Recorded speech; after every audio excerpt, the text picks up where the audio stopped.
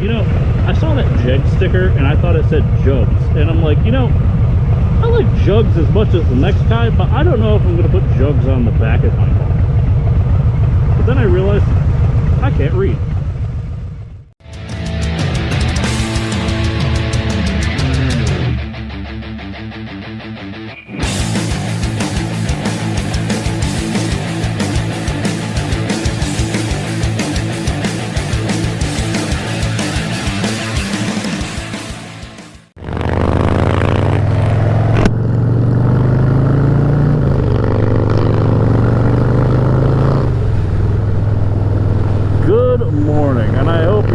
Have a wonderful Friday today. It's been a hot minute since I've had an upload. Hope y'all have been good. It's been a long few weeks, man. But hope you all have had a swell time. Had a pretty nasty heat wave. I am actually on my way to Mike's famous Harley Davidson in New London, Connecticut to get my 1,000-mile service. Pretty excited. I've been able to go on the highway recently, so the miles racked up really easily being able to go back and forth to work. But now I'm finally going to get that break-in service, and I'm looking forward to it.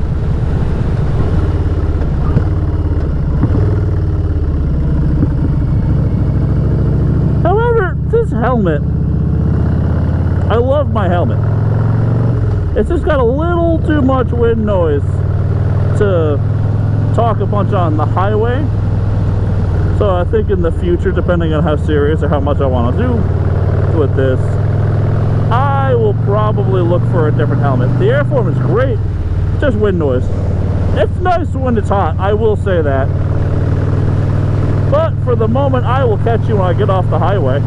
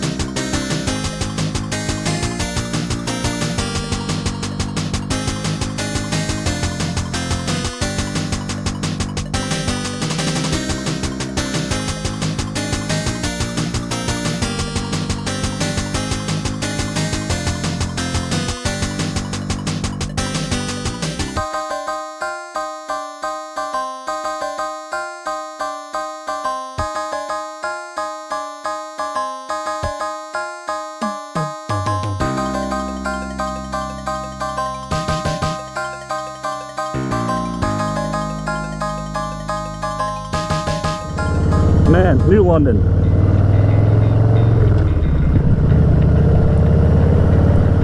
This brown building to my right, this used to be the L&G Club, and I'll tell you, a lot of legendary bands had played there early on.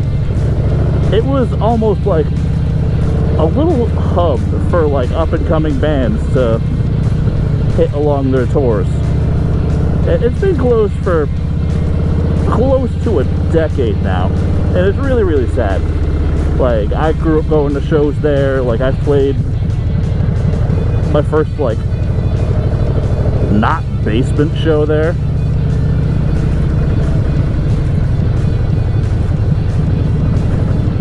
It was a place where the focal point of the establishment was the stage, and not like a bar that has a stage.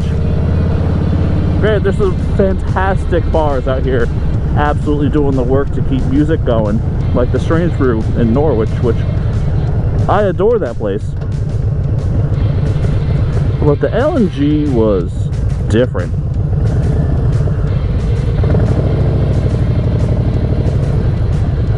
Last show I ever played there was with like Agalok, Vital Remains. Oh, jeez.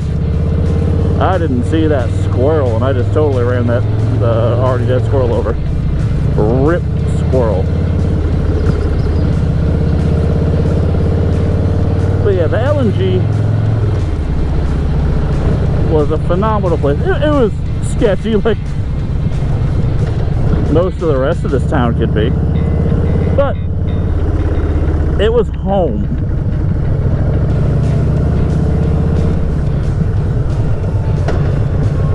Like, I might put a little clip from a show that I played there. Was my last show there.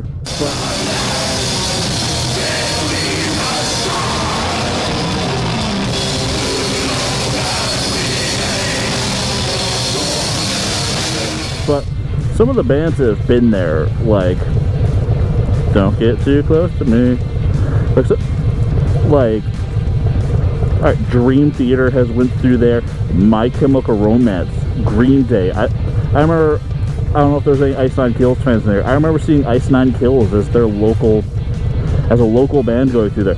Dr. Acula, that was a really, really fun one. Hatebreed, Comet Testament, Rob Zombie, because he's from this state.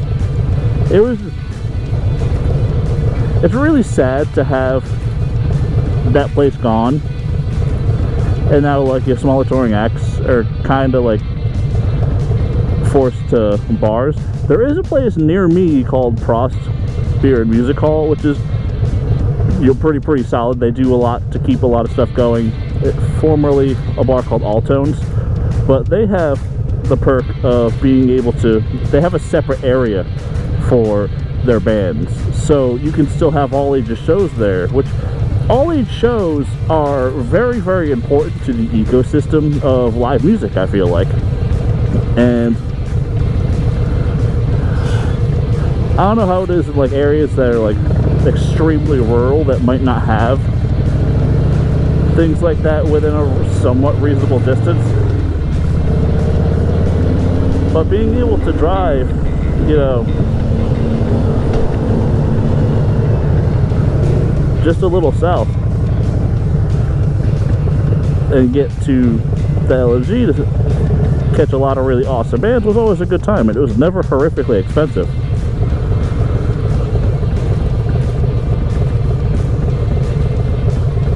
But man, I do miss it.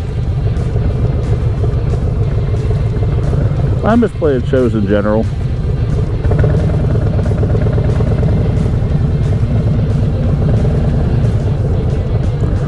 Like, we have this annual thing we do at the Strange Brew. We'll play Homesick by A Day to Remember, front to back.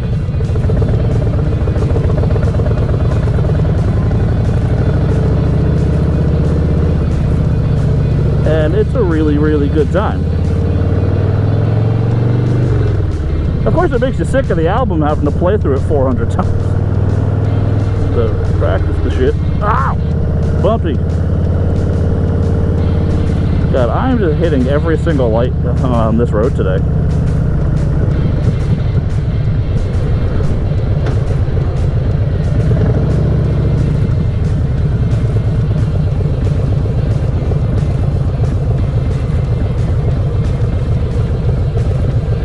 I like these ridge lines.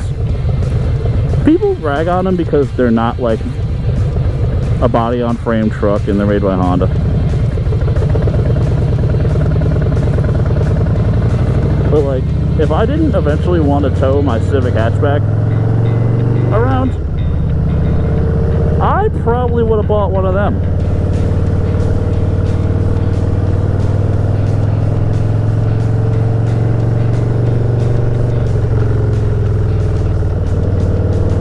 Alright, here we are. Mike's Famous. It's in an old Coca-Cola factory, which is really, really cool.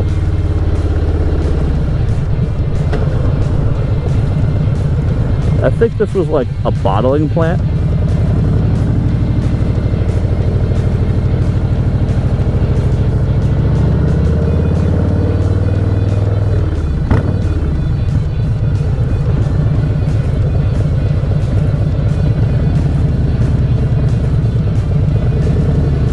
I've never went through this door before. This is interesting.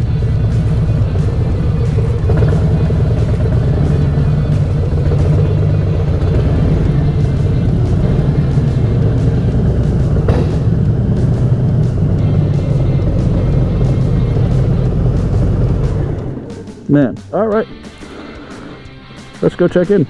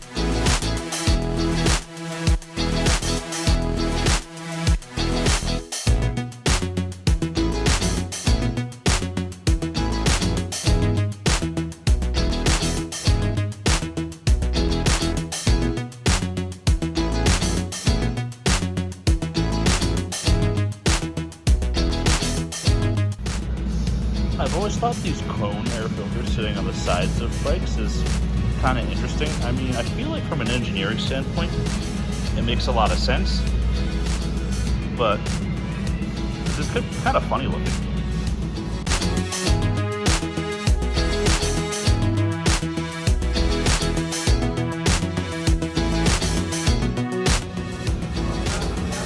This lowrider S is cool.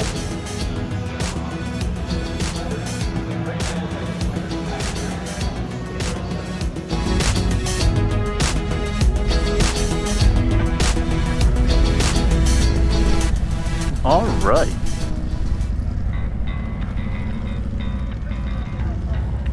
Get ready to leave. I just got my service done, my 1K service for my Harley. Now I'm gonna get myself a bite to eat. I also had them install my van scripts.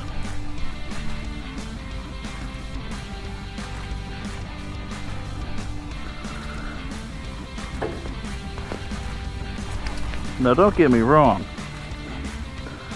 I am more than capable of installing a set of grips. However, I've never fucked with the drive-by-wire stuff like this.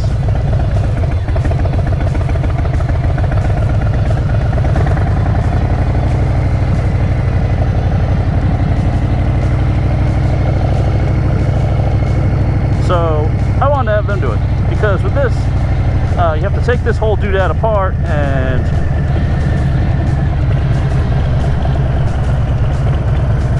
it's totally possible to mess the brake switch up if you aren't careful.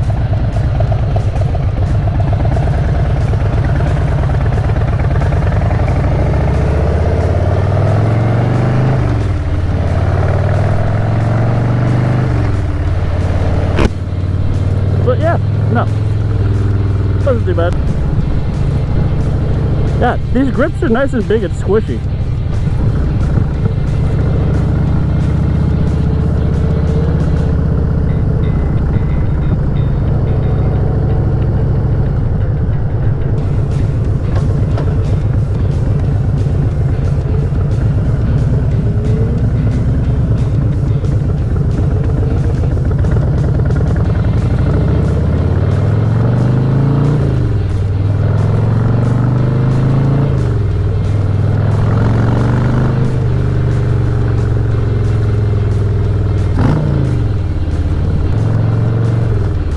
very solid time at Mike's.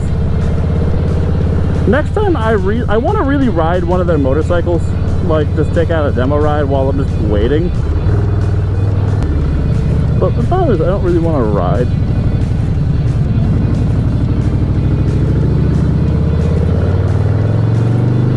Other Harleys.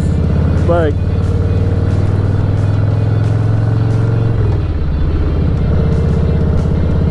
but yeah, I need some food. And I require nothing but the finest American cuisine for my gullet right now. I have an insatiable thirst for and hunger for the divine and the sophisticated.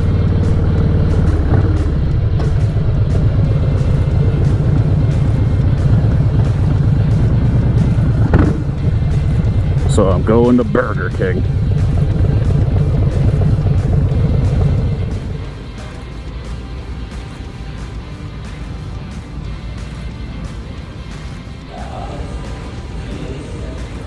I haven't eaten in like the inside of a fast food restaurant in a couple of years, and it's wild.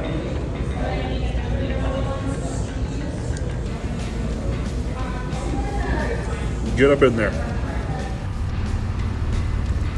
Alright, after a meal of the finest American cuisine,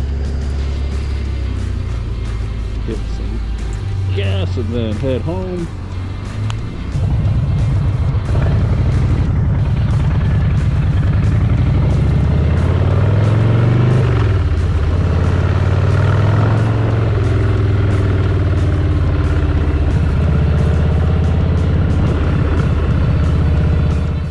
Some time later.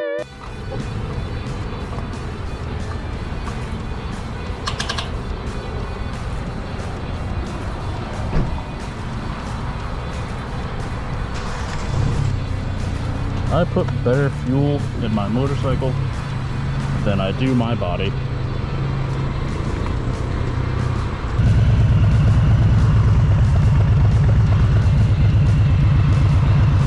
Time to head home.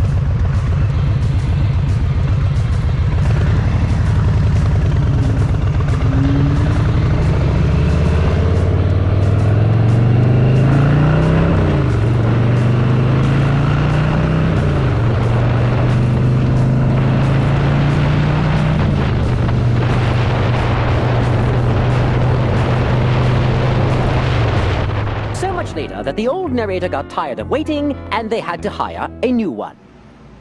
Hello, this is Future Dalton here, and I am currently editing this video as you see behind me. And, well, I guess it's past me now, seeing as you're watching it. But I botched some of the audio. I left my visor up on my helmet, and the little fuzzy doodad that goes over the microphone that I got off of Amazon didn't really do its job that well. So, I'm gonna try and take note of that for the future. However, if you guys want to have a direct link to any of the items that are on the helmet, like, you know, the GoPro, the microphone adapter, the 90-degree adapter, and all the other little bits on it, I more or less copied a setup that Blockhead uses. I can link his channel for a nice in-depth setup on it. However, I'm going to link all the items themselves below, so that way you get a little bit of a, you know, from the source. Anywho, so you're getting your outro like this because I botched the audio, but I hope you have a fantastic day. Thank you very much for watching, and I will see you next time.